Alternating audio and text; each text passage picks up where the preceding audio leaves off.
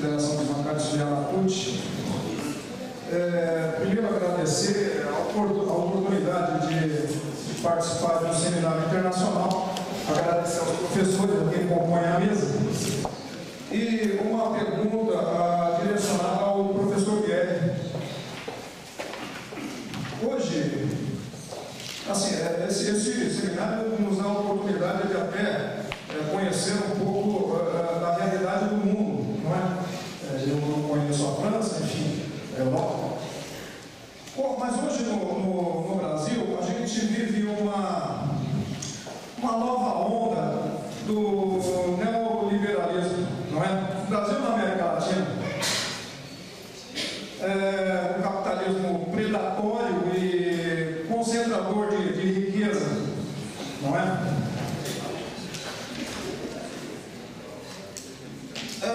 Fazendo relação ao filme que o professor Pierre comenta, o Felicidade do Trabalho, e o mais importante são as pessoas. Hoje nós temos aqui no nosso país, no Brasil, uma ameaça que é a questão da terceirização. Terceirização, eu chamo de precarização, tanto de para os empresários. Os empresários representa a redução de custos, né? Seu sistema de produção.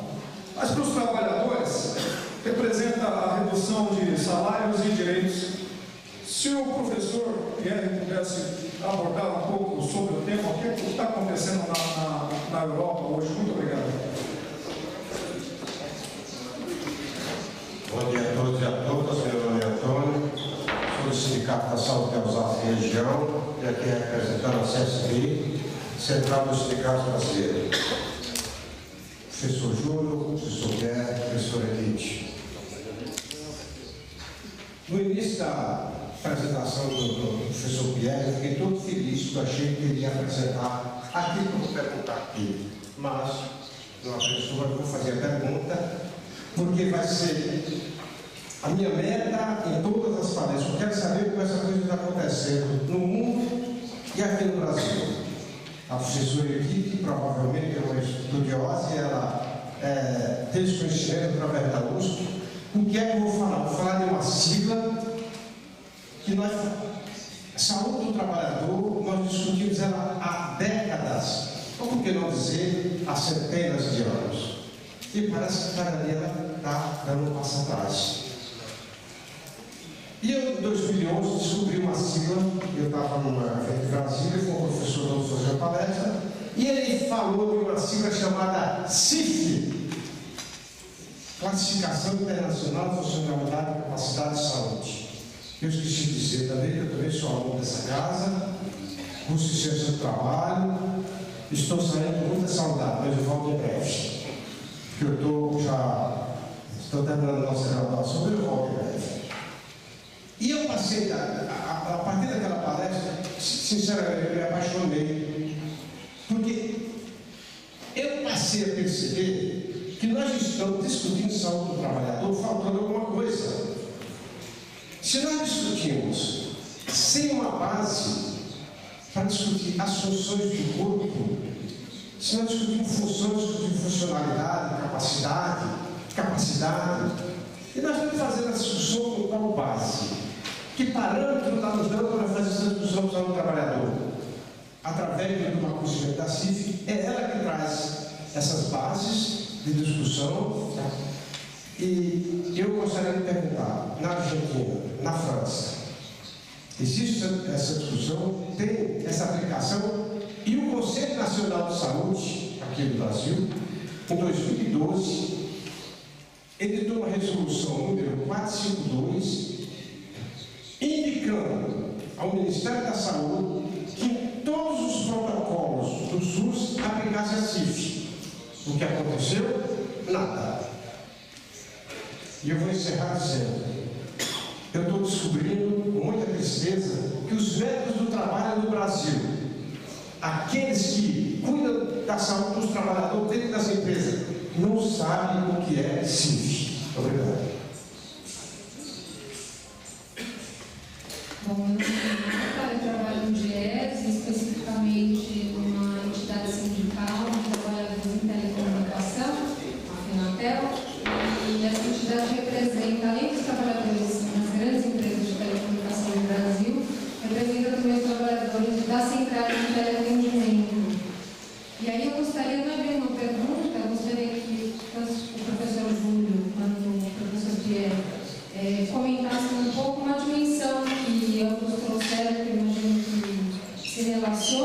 professora Júlia disse que o trabalhador deve ter imaginação, criatividade, né? Ter movimento, compromisso, e o trabalho, além do trabalho, permitir a socialização entre as pessoas. E o professor Pierre falou trouxe a dimensão da diferença entre o prescrito e o realizado. Isso é muito forte nas centrais de teleatendimento. Eu não conheço muita realidade da Argentina nem da França, mas eu acredito que não seja muito distinta do que ocorre no Brasil. Então, eu gostaria que os dois falassem um pouco sobre essa dimensão, né, do trabalho. O professor Pierre destacou que sempre há diferença na prática e, em especial, eu queria só destacar um ponto aqui do Brasil, não sei se ocorre em outros países, que a gente tem uma norma que regulamenta o trabalho de teleatendimento, um anexo, que foi uma conquista, inclusive, junto ao movimento sindical, e que tem um item lá que fala justamente desse trabalho prescrito, né, que o chamado script, que é um elemento que define, né, como o trabalho deve ser feito nas centrais de atendimento, ele não pode ser usado como uma forma de punir o trabalhador, né, nem punição financeira, nem uma punição do próprio trabalho em si, né. Eu gostaria que vocês falassem um pouco sobre isso. Maurício, Siniquímica, Bahia, Sindicatos Químicos. Eu sou trabalhador de unidade petroquímica, que é tão agressiva quanto uma unidade de petróleo, destilação de petróleo. Uma questão que eu pude observar são constatações, não sei se a gente pode. A questão da droga lícita e ilícita no trabalho. A não adaptação da mente do trabalhador com um trabalho agressivo. Ele muitas vezes não consegue se adaptar a trabalhar em horários de rodízio de turno, ele não consegue se adaptar ao trabalho agressivo e se faz uso de drogas. E nós sabemos que ainda pela própria lei de SEI, que não é a oferta que cria, não é a oferta que cria a demanda, mas é a demanda que tem a oferta. Ou seja, se tem necessidade de drogas, essas drogas vão aparecer. Isso. E outra questão que eu pude também constatar, não sei se isso é fato, pessoas utilizando droga pela ausência do trabalho quando se aposenta. Ela começa a se aposentar, período já aposentado, e cai com a droga do alcoolismo. Eu vi muitos amigos meus com problema de alcoolismo após o período do trabalho. Ou seja, saiu da rotina do trabalho agressivo em comunidade, e passou a utilizar álcool. Bom, a gente está fazendo essa rodada de 4 perguntas, a gente vai passar para a mesa. Você já vê que tem que responder mais ou menos rápido, tem mais 4 pessoas aí esperando a resposta de vocês.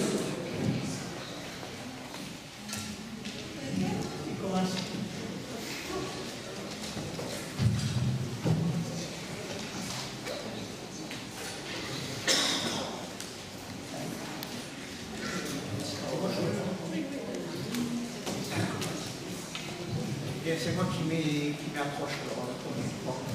Donc là, je veux quand même, bon, il y a des questions qui, je ne vais pas dire qui ne me concernent pas, mais que je refuse de prendre en considération parce que moi je suis venu ici pour échanger des informations, pour échanger des connaissances, pour échanger des données, pour vous permettre de, j'espère en tout cas, de vous enrichir. Mais je me refuse absolument, en tant que Français, d'essayer de dire aux Brésiliens ce qu'ils doivent faire. C'est pas mon rôle, ça ne s'exporte pas. Ça. Et le colonialisme, c'est fini. Il faut l'accepter. Je me défile pas, je dis pas, je veux pas, je ne peux pas. Et je sais très bien que ça ne marche pas. Donc ce n'est pas à moi à vous dire ce que vous devez faire, c'est vous, et vous seul, qui êtes capable de comprendre. Ouais, je reviens à mon précepte de tout à l'heure, c'est celui qui fait qui sait. savez, moi bon, les problèmes de drogue, les problèmes de retraite, tout ça, je comprends.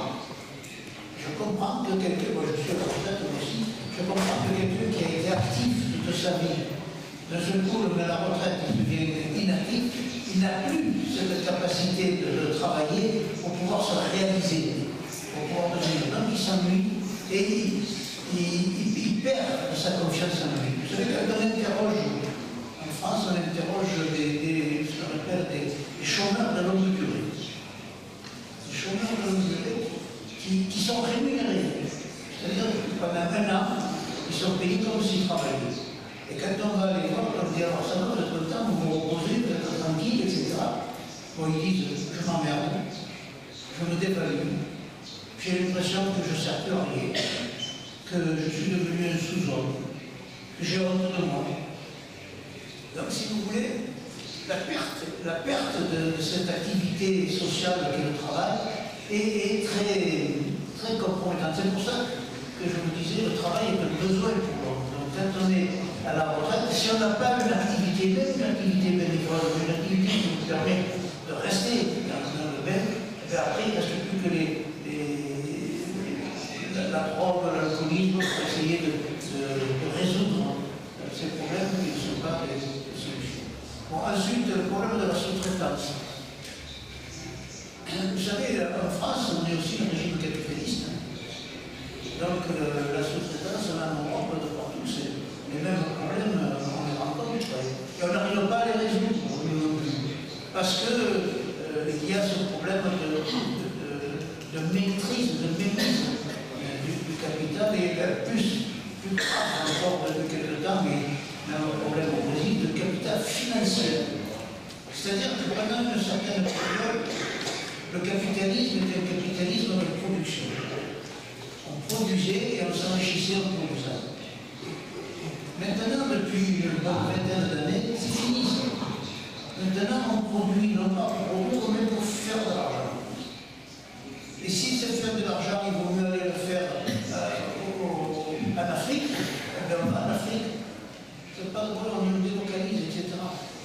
Et s'il faut sous-traiter, parce que le sous-traitant il est beaucoup plus malléable, on peut mieux le dominer, parce que s'il n'est pas content, il n'est pas lié par les contrats, on le fait sans problème. Mais ça, ce ne sont pas des problèmes particuliers au Brésil, ce sont des problèmes qui sont liés au capitalisme, à l'exploitation du capitalisme. Donc nous avons les mêmes problèmes en France, et je ne vais pas vous dire comment ils font, parce qu'il n'y arrive pas. Il n'y arrive pas. Alors, l'écart entre le prescrit et le réel. Alors ça, j'avoue que je n'ai pas trop bien compris la question, je n'ai pas trop bien compris, je préfère que j'intervienne, mais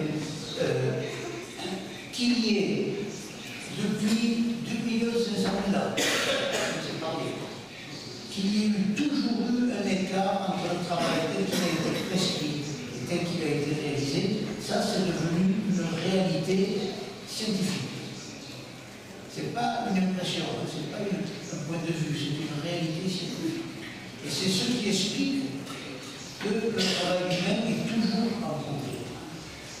Si on n'avait pas cet écart entre le prescrit et le réel, on ferait comme tous les autres animaux sociaux, comme les abeilles, comme les fourmis, comme les termites, c'est-à-dire des choses magnifiques, mais toujours pareilles. L'homme, lui, ne fait jamais pareil. Alors, et ça, c'est la base même de l'ergonomie, de l'ergonomie. L'ergonomie, au départ, c'est ça, c'est la découverte de l'écart entre le prescrit et le réel, c'est un constat. Et depuis, on fonctionne là-dessus, comment on fait pour pouvoir gérer le travail à partir de ce constat immémorial, qui a toujours existé, de partout, et il faut qu'il y ait un écart entre le prescrit et le réel pour que le travail se réalise, parce que le travail a toujours besoin d'être renormé, d'être renormalisé, d'être adapté, d'être actualisé par rapport à la situation que l'on rencontre au moment où l'on réalise le travail. Le prescrit, c'est fait en amont par des ingénieurs, par des organisateurs, par des gars très compétents qui, avant que le travail se réalise, ont décidé de certaines choses et ont vécu, ont visionné une certaine situation. Et puis après, au moment de réaliser le travail, on la même situation. Donc il faut adapter. Il faut s'adapter. Et si on veut que le travail se réalise, il faut l'adapter. Alors, quand ça a été découvert, cette écartogie, je veux dire, en 1972, que ça a été diffusé, l'équipe de Lev Wiesner a été obligée de mettre en place ce qu'il appelait la bataille du travail réel. C'est-à-dire pour le faire admettre à tout le monde qu'il y avait un écart entre, par exemple, le prescrit et le réel qu'il fallait le prendre en considération. Bon, moi j'ai commencé des études de sociologie du travail dans les années 80. Eh bien, je peux vous garantir qu'en France, et c'était là qu'on avait découvert, il y avait, quand on se réunissait entre sociologues dans des congrès, dans des séminaires, dans des groupes de travail, etc.,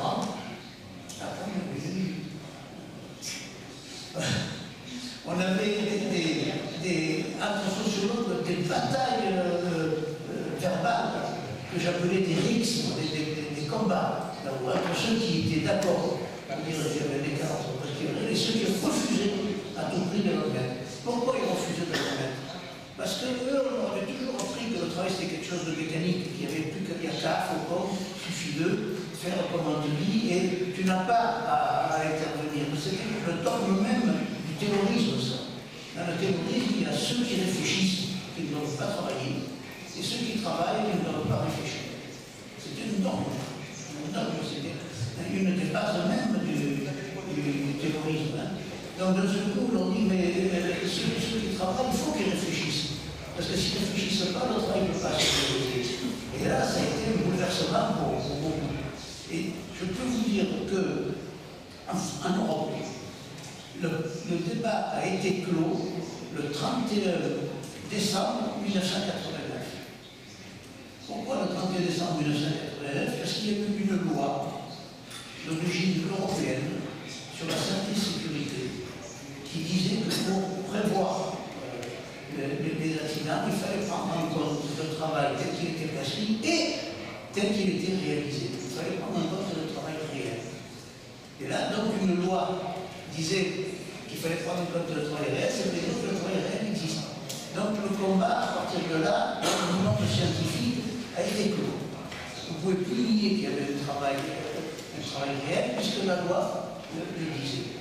Mais dans le monde du travail, ça n'a pas été pareil. Ça a été très long à faire admettre qu'il y avait des écarts entre le prescrit réel et qu'il fallait que les gens aient la possibilité d'adapter, de transformer, d'avoir une certaine liberté d'agir. Parce que, je répète encore, c'est un problème idéologique. Parce que si on donne aux salariés le pouvoir d'agir, comme disent les ergonomes, ça veut dire que le patron perd du pouvoir. C'est-à-dire que c'est plus lui qui dirige. Puisqu'il partage, enfin, il le perd pas, mais il est obligé de le partager. Et quand on a un pouvoir, on n'aime pas. C'est presque humain, c'est comme ça. Alors après, bon, reste, qu'est-ce qu'on fait?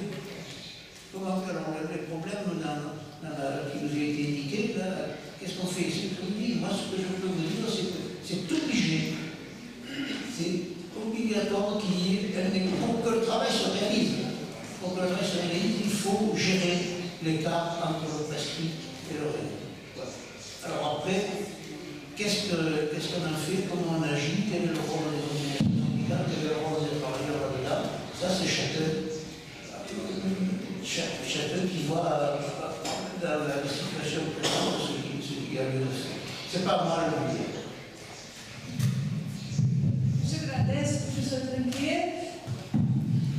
Bueno, coincido con la opinión del profesor Michel.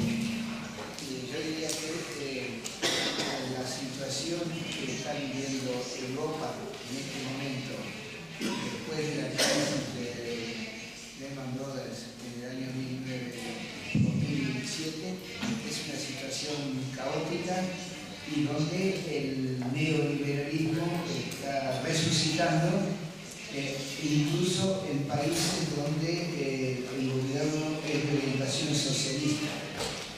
Eso puede dar alguna reflexión sobre lo que pasa en esta geografía, ¿no? Así que el capitalismo es muy fuerte y a pesar de que haya una estructura política de tipo socialista, el capitalismo tiene una fuerza fuerza tan grande que obliga a tomar medidas. Y yo diría que hay un retroceso generalizado en materia de derecho del trabajo, de libertad para los trabajadores. Es un poco muy diferente a lo que está pasando en algunos países de América Latina. Pienso en el caso de Brasil, el caso de Uruguay, el caso de Bolivia, el caso de Argentina, que hay una resistencia a esa tendencia universal, pero que nos toca, digamos, nos toca más tarde que a los otros países, ¿no? Es una nueva forma que adoptó el capitalismo, que es muy fuerte. Primero, lo que yo decía hace un rato, cuando ocurrió la crisis de los años 70, el capitalismo se reestructuró, se convirtió, y es otro capitalismo a partir de ese momento, y para aumentar las tasas de ganancia había que reducir los costos salariales en un mercado que estaba en crisis disminuyente. La forma de reducir los costos salariales es básicamente flexibilizar el uso de la fuerza de trabajo, es decir, que los empleadores puedan contratar y despedir rápidamente, con pocos costos y sin muchas restricciones por parte del Ministerio de Trabajo. Eso básicamente es la nueva modalidad de relación salarial de la cual se habló hace un rato. Y el tema de la precarización. Es decir, hasta los años 70, la legislación del trabajo de casi todos los países capitalistas y algunos otros, lo importante de la legislación del trabajo era un contrato de duración por tiempo indeterminado. Esa era la norma. Hasta los años 70, los contratos de trabajo eran por tiempo indeterminado. A partir de ese momento, en todas las legislaciones de los países capitalistas, empieza a darse de contratos a tiempo parcial. Contratos de duración por tiempo determinado, contratos atípicos, diferentes, que antes eran considerados ilegales, pero a partir de esa época hay leyes que lo justifican, como que ahora la legislación justificó el trabajo por tiempo determinado, el trabajo a tiempo parcial, porque era una necesidad, digamos, del capitalismo para eso. Y la subcontratación también, porque es una forma de reducir los costos. Si la empresa grande se reserva para sí aquellas tareas que son las que tienen más valor agregado y subcontrata las otras, y básicamente estas se hacen en pequeñas empresas donde los salarios son más bajos, donde por ahí hay poca organización sindical, y eso hace que la gran empresa se desresponsabiliza de lo que ocurre fuera de su ámbito. Entonces, básicamente todos aquellos trabajos que requieren mucha mano de obra barata, la gran empresa se la saca de encima, y eso cae en las pequeñas y medianas empresas donde hay veces que ni siquiera hay una organización sindical. Así que esto que estamos observando en todos nuestros países es una consecuencia de la nueva modalidad que adoptó el capitalismo a partir de mediados de los 70. Bueno, me parece que fue magistral la explicación que nos dio acá el profesor Tiché sobre el tema del trabajo y la actividad. Eso es muy importante, pero todavía la gente no se da cuenta de eso. Y es porque, acuérdense de lo que yo les hablaba del taylorismo, ¿no? Que era la racionalización del trabajo, la descripción muy concreta de cada uno de los puestos de trabajo, y eso permeó de alguna manera la relación del trabajo.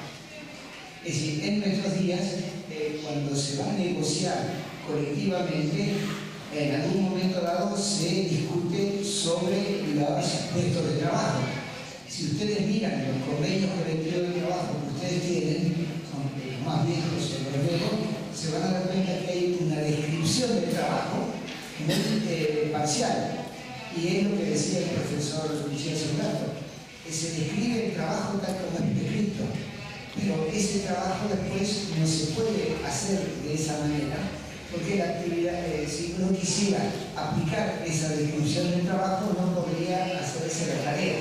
Entonces, fíjense ustedes, miren a su vuelta a sus casas, sus convenios colectivos de trabajo, miren, lean la descripción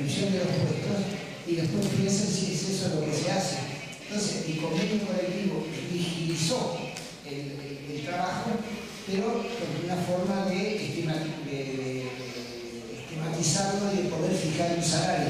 Pero en la realidad eso es imposible. Es decir, que en el momento de negociar colectivamente el convenio colectivo de trabajo, habría que hacer atención a eso porque nunca ese trabajo se va a poder realizar. Y no solamente en el caso argentino, si usted mira en el convenio colectivo de trabajo, aparece la tarea, el trabajador hace tal cosa, lo que fuera. En ningún lugar van a leer, el trabajador piensa, el trabajador tiene que resolver los problemas, el trabajador tiene que controlar sus emociones para trabajar, ¿entienden? Pero eso es lo que pasa. Pero si en la descripción del puesto en el convenio colectivo habría que poner que el trabajador hace tal cosa, pero tiene que pensar, tiene que ser creativo, tiene que resolver los problemas, tiene que controlar sus emociones para involucrarse en el trabajo, habría que pagarle más. Entonces, digamos, el problema es que el trabajo que está prescrito, de alguna manera, es lo que permite fijar el salario. Pero el trabajo que se realiza es mucho mayor. Es decir, hacemos más cosas de las que están prescritas y esas más cosas no se pagan. Entonces ustedes entiendan de alguna manera que eso no es azar. Lo que está pasando es la forma que el capitalismo está de alguna manera tratando de explotar a los trabajadores y incitarlos a hacer más cosas de las que estaban previstas. Dejo otra cosa. Obrigada.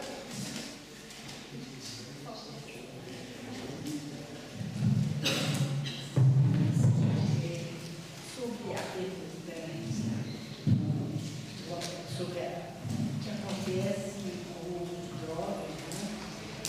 Álcool principalmente, quando, por exemplo, eu não sei se era exploração de petróleo em terra ou plataforma, ou ambos.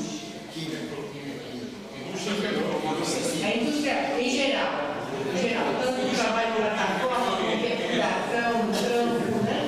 Então, em todos os casos, existe um distanciamento da família durante a vida ativa, né? A pessoa está muito longe, né?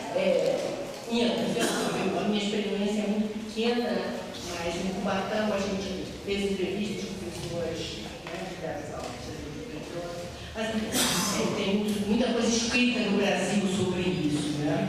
O doutor Zema, do Nordeste, né, que deu um juízo de pesquisa, a pesquisa é muito interessante sobre a precarização do trabalho, das condições de trabalho no setor petrolífero, Oui, mais en français, s'il vous plaît. E aí, quer dizer, o que a gente vê, eu vou falar para vocês bem rápido, é o seguinte, é que todo tipo de trabalho, tanto do petróleo como de outras áreas, quando há um distanciamento muito grande da família, não é? Quando a pessoa volta da aposentadoria, eu vi isso com trabalhadores siderúrgicos, sim, eu entrevistei muitos aposentados.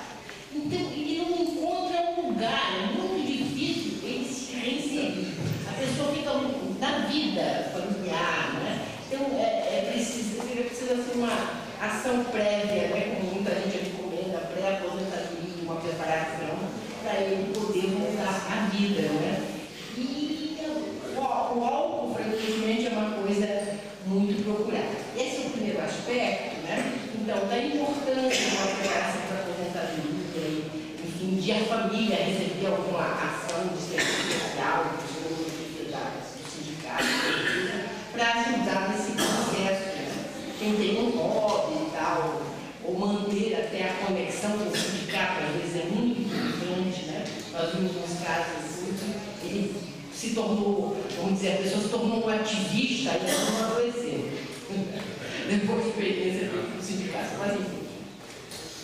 Agora, eu queria falar de uma outra coisa sobre o alcoolismo, que é um assunto muito sério, o alcoolismo ligado ao trabalho. Então, nós, no Brasil, o alcoolismo relacionado ao trabalho faz parte da lista, mas raramente esse diagnóstico aparece no final. Ele praticamente não é reconhecido quando existem situações de trabalho profundamente humilhantes que levam as pessoas a beber, para cantar, e situações de trabalho determinantes em que as pessoas são confundidas, por exemplo, com os dejetos com que eles trabalham, coleta de lixo, de galeria, de subterrâneo, de esgoto. Quer dizer, é um trabalho muito ruim, muito nojento, que as pessoas muitas vezes tratam as pessoas como se elas fossem nojentas. Elas sofrem muita discriminação social. Como eu disse uma vez no vídeo, eu não consigo nem namorada quando eu digo o que eu faço. Beleza, discriminação muito grande. Então, a importância, a gente fez um trabalho com a professora Lidiana Senini, socióloga, na área pública, porque aqui em São Paulo, a gestão misericórdia descobriu que havia muito alcoolismo nas áreas de limpeza das cidades. E a gente foi estudar isso e viu, né, que as pessoas se sentiam humilhadas e não viam perspectiva de progressão na vida, e não passar a vida com dejetos, né? Juntando cavalo morto, coisas assim, e as pessoas até ficavam graves, muito graves, no caso do cavalo morto, a gente tirou finalmente para tirar do cavalo que estava com um mau cheiro aqui, aí vamos dar uma bebidinha para os trabalhadores, né? Então, isso até alimentar. Nossa, eu não quero entrar hoje, a gente está todo mundo cansado, está na hora do almoço, mas é uma questão que eu queria chamar a atenção do movimento sindical. Sabe? A questão do alcoolismo relacionado ao trabalho, que é muito pouco reconhecida. Os chefes, nós começamos a fazer um planejamento para chefias imediatas poderem tratar melhor esses trabalhadores, e a professora Lidiana fez um projeto para que elas tivessem progressão e instrução. Muitos eram analfabetos desses trabalhadores. Então, que eles pudessem aprender e ter expectativas de trabalhar diferente. Além da higienização, foi muito bonito na administração Mundina também, pela primeira vez eles podiam ter banheiros e não levar roupa suja para a mulher levar em casa. Eles passaram a criar roupa, a troca de roupa e banheiro. Né? Agora, infelizmente, o projeto, né, da tratamento, reabilitação, modificação da organização do trabalho, da gestão nesses setores foi interrompido porque saiu permitindo a entrou se quiser mais nada. Obrigada, Titi.